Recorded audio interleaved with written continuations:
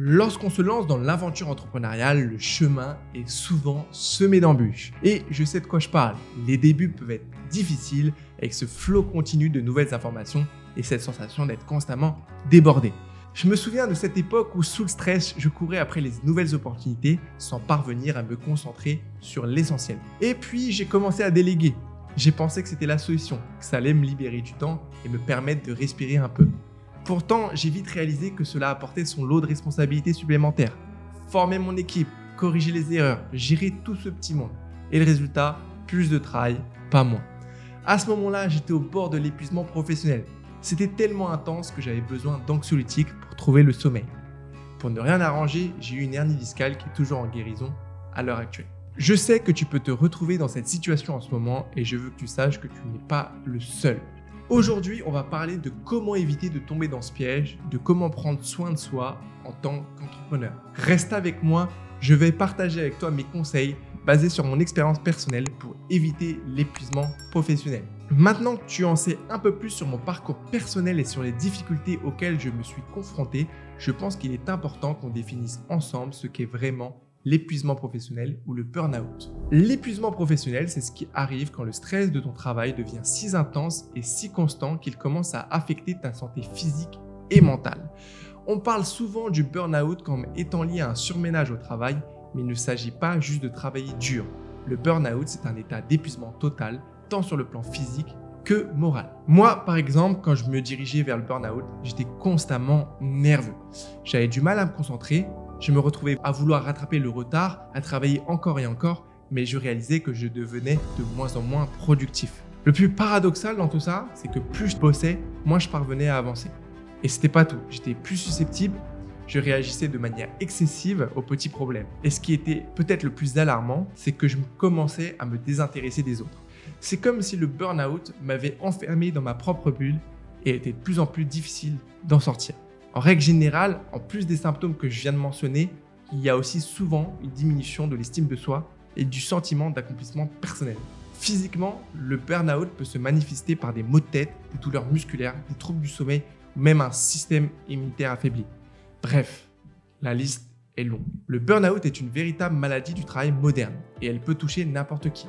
Mais nous, les entrepreneurs, nous sommes particulièrement à risque. Parce qu'on a souvent du mal à décrocher, à prendre du recul, parce qu'on a cette pression constante de réussir, de faire avancer notre projet, parce qu'on a souvent du mal à établir une limite entre notre vie professionnelle et notre vie personnelle. Pourquoi nous, les entrepreneurs, sommes-nous particulièrement à risque de burn-out? C'est une réalité qui peut être difficile à accepter, mais qu'il est important de reconnaître. En tant qu'entrepreneur, on porte souvent plusieurs casquettes à la fois. On est à la fois le CEO, le comptable, le commercial, le responsable du marketing, du service client et même parfois l'ingénieur. Le fait d'être à 360 degrés, c'est une richesse, mais c'est aussi une source de stress énorme. Je me souviens qu'à l'époque de ma précédente startup, j'avais 2 autres associés. J'étais sous pression certes, mais je me sentais moins seul face à toutes ces responsabilités. En créant mon entreprise actuelle, j'ai pris la décision de me lancer seul. Et j'ai rapidement réalisé que cela augmentait considérablement ma charge de travail et ma pression. Il y a également la pression pour réussir. Quand on est seul aux commandes, on porte le poids de nos ambitions, mais aussi celui de nos investisseurs, de nos employés, de nos clients. On a souvent l'impression de marcher sur une corde raide, de devoir constamment prouver notre valeur. Et cette pression constante peut être épuisante. Il y a le manque de séparation également entre le travail et la vie personnelle. Quand on est entrepreneur, on ne peut pas simplement quitter le bureau à 17h et oublier tout ce qui concerne le travail. Notre entreprise, c'est comme notre bébé. On y pense 24 heures sur 24, 7 jours sur 7 et cette impossibilité de déconnecter peut nous mener tout droit vers le burn-out.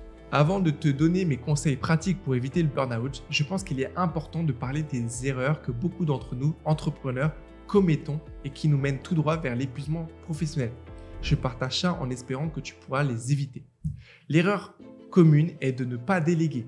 C'est une erreur vraiment classique. J'ai un ami avocat qui préfère tout faire lui-même parce qu'il a peur que le travail ne soit pas bien fait. Mais du coup, il bosse 65 heures par semaine. Déléguer, c'est accepter que le travail ne soit pas exactement comme tu l'aurais fait, mais c'est nécessaire pour ne pas se surcharger.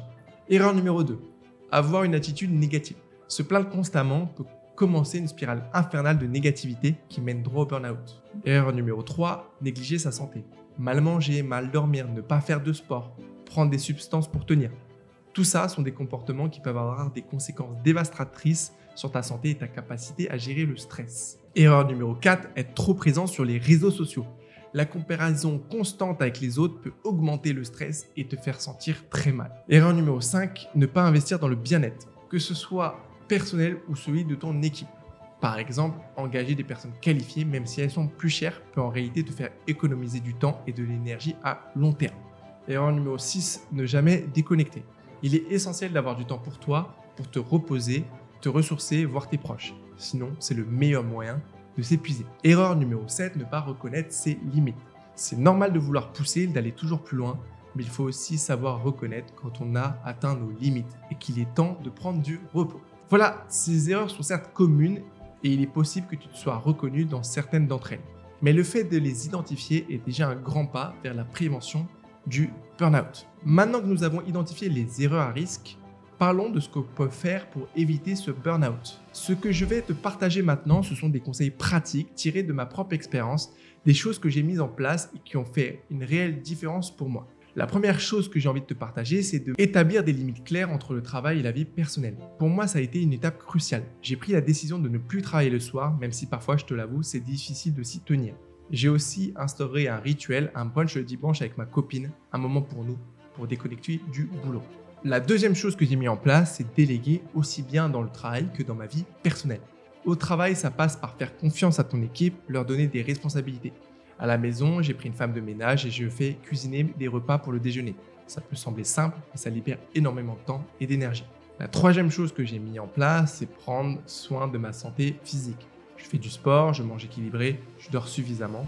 Pour moi, le yoga a été une vraie révélation. C'est une pratique qui allie mouvement et méditation et qui m'aide à me sentir plus serein. La quatrième chose que j'ai mis en place, c'est de me connaître. Toutes les techniques ne marchent pas forcément pour tout le monde. Il est important de savoir ce qui fonctionne pour toi, ce qui correspond vraiment à ton profil. La méditation, le yoga, la course à pied, la lecture, tout est bon à prendre tant que ça te fait du bien. Le cinquième conseil, ça serait d'aller chercher du soutien. Que ce soit un coach, un mentor, un groupe d'entrepreneurs ou même un thérapeute, il est important d'avoir quelqu'un à qui parler de ses doutes, de ses peurs, de ses challenges. Le dernier conseil que j'ai mis en place, c'est de ne pas oublier pourquoi tu fais tout ça. Pourquoi tu es devenu entrepreneur? Quelle est ta mission, ta vision, tes valeurs? Qu'est-ce qui te passionne dans ton travail? Il est important de ne pas perdre de vue ces éléments parce que c'est eux qui vont te donner la motivation et l'énergie pour continuer, même dans les moments les plus difficiles. Avant de conclure cette vidéo, j'aimerais aborder un point qui me semble essentiel, l'importance de l'environnement. On n'y pense pas toujours, mais l'environnement dans lequel on évolue a une influence majeure sur notre bien-être et peut jouer un rôle clé dans la prévention du burn-out. Quand je parle d'environnement, je pense à plusieurs choses. L'environnement physique d'abord. C'est l'endroit où tu travailles, la ville où tu habites, les infrastructures à ta disposition. Par exemple, moi je vis à Paris, une ville où le rythme de vie est particulièrement soutenu et le stress omniprésent. J'ai dû m'adapter à cette réalité et faire des choix pour préserver ma santé. J'ai par exemple choisi d'installer mon bureau à proximité de mon domicile et de ma salle de sport pour limiter les déplacements et avoir un accès facile aux activités qui me font du bien. J'ai aussi investi dans un bureau assis debout pour ménager mon dos. L'environnement, c'est aussi les personnes qui t'entourent, ta famille, tes amis, ton équipe de travail. Il est crucial de t'entourer de personnes positives qui te soutiennent dans ton parcours d'entrepreneur et qui te permettent de décompresser quand tu en as besoin. Pour ma part, j'essaie de faire régulièrement des pauses pour voir mes proches et déconnecter un peu du travail. Même si, je te l'accorde, c'est pas toujours si évident. L'environnement, c'est aussi l'ambiance de travail, le climat dans ton entreprise. Il est important de créer une culture d'entreprise qui valorise le bien-être au travail malgré une charge de travail conséquente. Maintenant que nous avons parlé des erreurs communes et des conseils pratiques, je voudrais partager avec toi quelques ressources plus personnelles qui m'ont aidé lors des moments difficiles. C'est quelque chose d'un peu plus intime, mais qui sait, ça pourrait peut-être t'aider toi aussi. J'adore par exemple écouter de la musique motivante. Quand je me sens bas, quand j'ai besoin de me ressourcer, rien ne vaut une bonne playlist de chansons ou de musique qui me donne de l'énergie et me rappelle que je peux surmonter les défis. Il y a également quelques podcasts que je trouve particulièrement inspirants. Ils me permettent de rester motivé, d'apprendre de nouvelles choses et de me sentir connecté à une communauté d'entrepreneurs qui vivent les mêmes défis que moi. Quand je vais mal, j'écoute beaucoup de coachs motivants comme Franck Nicolas ou Tony Robbins. Et quand je vais bien, je suis plus sur des podcasts business comme celui de Mathieu Stéphanie qui est un des plus connus. J'ai remarqué que la lecture est une excellente façon de déconnecter. Parfois, les activités plus passives comme regarder un film peuvent augmenter le stress à cause de l'exposition aux écrans. Mais la lecture me permet de me perdre dans un autre monde, de me détendre et d'oublier le stress du travail pour un moment. Également, pour beaucoup d'entre nous, le voyage est une technique ultime pour déconnecter. Partir loin, découvrir de nouveaux endroits, de nouvelles cultures, ça aide vraiment à prendre du recul. Par contre, ça s'organise. Je te dis ça parce que moi-même, je me suis retrouvé parfois à stresser encore plus parce que je me sentais loin de mon entreprise. Alors il faut planifier, déléguer les tâches essentielles et se faire confiance. Et surtout, une fois que tu es parti, c'est vraiment de profiter de ton voyage pour te ressourcer. Voilà, ces ressources complémentaires ne remplacent pas les conseils d'un professionnel, mais elles peuvent aider à gérer le stress au quotidien. Chacun a ses propres moyens de se détendre et de se ressourcer. L'important est de les identifier et de les intégrer régulièrement dans son emploi du temps. Et voilà, c'est tout pour cette vidéo. J'espère vraiment que ce partage personnel t'a été utile. Le burn-out, c'est un sujet sérieux. On n'en parle pas assez dans le monde de l'entrepreneuriat. Mais rappelle-toi, tu n'es pas seul dans cette aventure. On est tous dans le même bateau. Et on peut tous apprendre des uns des autres. Je te l'ai dit, il y a eu des moments où j'étais très proche de l'épuisement professionnel. J'ai partagé avec toi les erreurs que j'ai commises et ce qui m'a aidé à m'en sortir. Chaque personne est différente, donc ce qui a fonctionné pour moi ne fonctionnera pas nécessairement pour toi. Mais j'espère que mes expériences pourront t'aider à trouver ce qui fonctionne le mieux pour toi. N'oublie jamais de prendre soin de toi. L'entrepreneuriat est un marathon, pas un sprint. Alors prends le temps de te déconnecter, de te ressourcer et de faire ce que tu aimes. Il n'y a pas de honte à demander de l'aide si tu en as besoin. Et surtout, rappelle-toi que ta valeur ne dépend pas de ton entreprise. Tu es bien plus que ton business, tu es une personne formidable, capable de faire de grandes choses. Alors prends soin de toi et n'hésite pas à te tourner vers des professionnels si tu en ressens le besoin. Si tu as d'autres sujets que tu aimerais que j'aborde un peu plus personnels comme celui-ci, n'hésite pas à me le dire dans les commentaires. Et si tu as aimé cette vidéo, bien sûr, n'oublie pas de la liker et de t'abonner à la chaîne. C'est tout pour moi aujourd'hui, prends soin de toi et à dans 2 semaines pour une nouvelle vidéo.